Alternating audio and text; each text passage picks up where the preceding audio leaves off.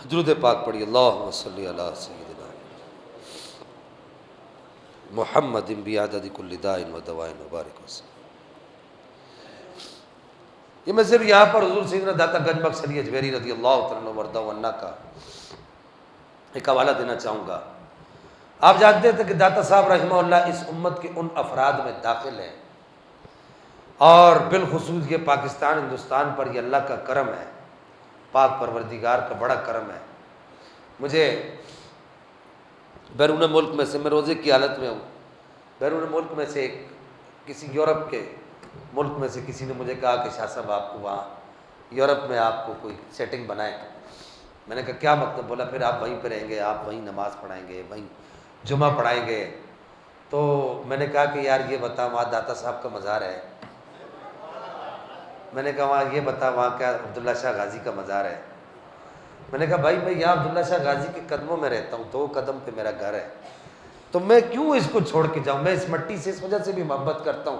ہماری محبت کا جو معیار ہے وہ کچھ اور ہے، کہ میں اس مٹی سے محبت اس وجہ سے کرتا ہوں کہ اس مٹی کے اندر میرے داتا صاحب آرام فرمائے، اس مٹی کے اندر میرے عبداللہ شاہ غازی آرام فرمائے۔ تو حضرت سیدنا عبداللہ شاہ غازی رضی اللہ تعالیٰ وردہ عنہ، حضرت سیدنا داتا گنج بخش علی اجمیری رضی اللہ تعالیٰ وردہ عنہ ارشاد فرماتے ہیں، آپ نے جہاں آل بیت اطہار کا ذکر شروع کیا تو داتا گنج بخش علی اجمیری رضی اللہ تعالیٰ وردہ عنہ نے لکھا، آپ نے فرمایا رسول اللہ کے اہل بیت وہ حضرات ہیں کہ جن کی طہارت، الفاظ دیکھیے گا داتا صاحب، اب ظاہر ہے وہ کوئی بات لکھیں گے تو کوئی 14ویں صدی کا ملا تو نہیں لکھ رہا، یا 13ویں صدی کا کوئی مولوی تو نہیں لکھ رہا، یہ وہ داتا صاحب لکھ رہے ہیں کہ وہ داتا صاحب داتا گنج بخش علی اجمیری، علی بن عثمان اجمیری، کہ جس کے مزار پر سے اٹھ کے جب خواجہ غریب نواز جاتے ہیں، جب اٹھ کر جب جاتے ہیں واپس تو راوی پر سے گزرتے ہیں تو راوی نیچے سے ٹھاٹے مار مار کے لا الہ الا اللہ پڑھتا ہے، لا الہ الا اللہ، لا الہ الا اللہ، لا الہ الا اللہ، راوی دریا لا الہ الا اللہ کا ورد شروع کرتا ہے۔ تو خواجہ صاحب دیکھتے ہیں، راوی کو دیکھ کر پوچھتے ہیں کہ آیا تو تھا اس وقت بھی تو میں خواجہ غریب نواز ہی تھا نا، معین الدین حسن سنجری تھا نا، تو اس وقت تو نے نہیں کیا یہ؟ کہا جب آئے تھے تو داتا صاحب نے رنگ نہیں لگایا تھا۔ میں آج اپنی باتیں آپ کو سمجھا نہیں پا رہا، یا میں عشق کے مزاج میں زیادہ اتر گیا ہوں، یا آپ کا کوئی عشق کا مزاج کم ہو گیا ہے۔ کہا جب آئے تھے تو داتا نے رنگا نہیں تھا، ابھی داتا کی نگاہ اٹھ گئی ہے، تو جدھر سے گزرے گا تجھے دیکھ کے پتھر بھی کلمہ پڑھیں گے۔ پھر 90 لاکھ سے زیادہ کو اللہ اکبر یا رسول اللہ، پھر 90 لاکھ سے زیادہ خیر مسلموں کو کلمہ کس نے پڑھایا؟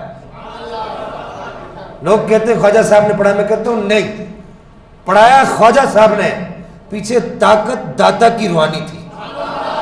ہاں داتا صاحب فرماتے ہیں رسول اللہ کے اہل بیت وہ حضرات ہیں کہ جن کی طہارت ازل سے مخصوص ہے۔ الفاظ دیکھیں کیسے، کہ جن کی طہارت ازل سے مخصوص ہے، کہ ایسا نہیں ہے کہ ان کی طہارت یہاں اس دنیا میں ہوئی ہے۔ قرآن نے کہا انما یرید اللہ لیذھب عنکم الرجس اہل البیت ویطہرکم تطہیرا، کہ جب یہ آیت نازل ہوئی اس وقت اہل بیت پاک ہوئے؟ نہیں، داتا صاحب فرماتے ہیں ایسا نہیں ہے، بلکہ آیتیں بعد میں نازل ہوئی ہیں، رسول اللہ کے اہل بیت پہلے سے پاک ہے۔ اونچا بولو نا یار سبحان اللہ۔ آپ اگر سیدہ پاک کی ولادت کے جو واقعات محدثین نے لکھے ہیں، سیرت نگاروں نے اپنی کتابوں کے اندر لکھے ہیں، آپ حیران ہو جائیں گے۔ سیدہ خدیجہ الکبریٰ کہتی ہیں کہ آپ فرماتی ہیں کہ جب سیدہ فاطمہ الزہرا کی ولادت ہوئی تو مجھے پتہ ہی نہیں لگا کہ آپ دنیا میں تشریف لائے یا نور کا بقع میرے جسم سے نکلا ہے۔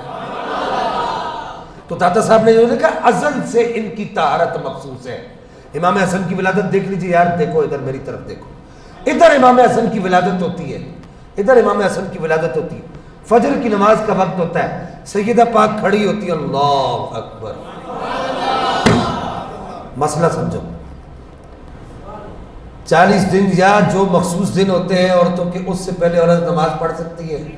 آئے آئے، ادھر امام حسین کی ولادت ہوتی ہے، نماز کا وقت آتا ہے، اللہ اکبر، سیدہ پاک کھڑی ہوتی ہے، نماز کے لیے کھڑی ہو جاتی ہے۔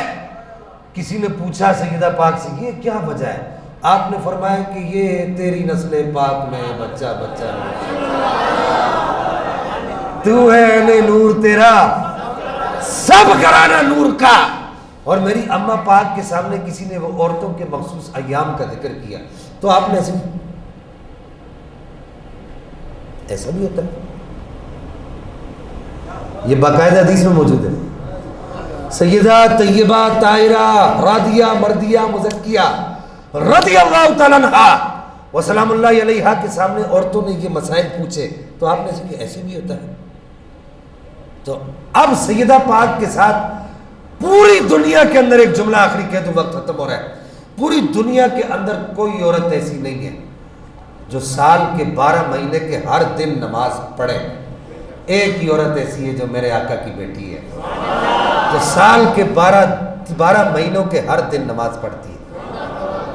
اگر کسی کو اختلاف ہے تو مجھے بعد میں آ کے ملنے کا، نہیں جی ایسا نہیں ہوتا، ایسا ہی ہوا ہے، حدیث میں باقاعدہ اور باضابطہ طور پر موجود ہے، ایسا ہی ہوا ہے۔ تو اب جو داتا صاحب نے جو ارشاد فرمایا ہے کہ یہ جو آل بیت ہیں نبی پاک کے، ان کی جو طہارت ہے یہ ایسا نہیں ہے کہ بعد میں ہوئی ہے، نہ نہ نہ، فرمایا ان کی طہارت ازل سے مخصوص ہے، ازل سے مخصوص ہے، جی ازل سے مخصوص ہے۔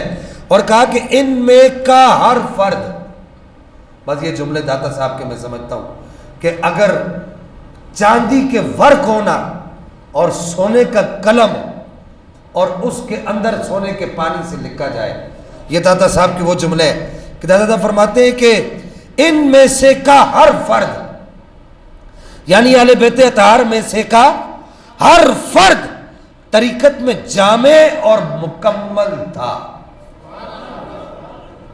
اگر آپ کو داتا صاحب کے جملہ سمجھ نہیں آیا تو میں صرف ون لائنر اس کو سمجھا دیتا ہوں، اس پر تفصیل بڑی ہے، ظاہر داتا صاحب کا کلام ہے۔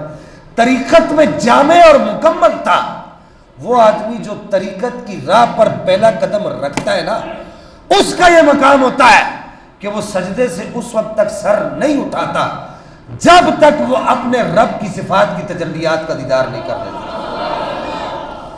داتا صاحب فرماتے ہیں نہ یہ پہلے قدم والے نہیں تھے، فرمایا یہ طریقت میں جامع اور مکمل تھا۔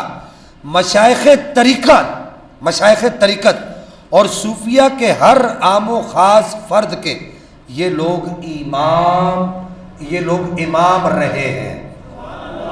کہ دنیا میں جتنے بھی اولیاء ہیں نا، ان سب کے جو امام ہیں وہ سیدہ پاک کے بچے ہیں۔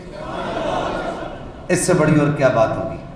میں سمجھتا ہوں کہ داتا صاحب کا یہ جو اس کے بعد اور بھی کافی ساری چیزیں وہ رہ جاتی ہیں، پھر کبھی انشاءاللہ اس پہ ذکر کریں گے کہ اولیاء کرام نے کیا کیا ارشاد فرمایا ہے۔ بس آخری ایک بات 2-3 منٹ کے اندر میں اس کو سمیٹنا چاہوں گا۔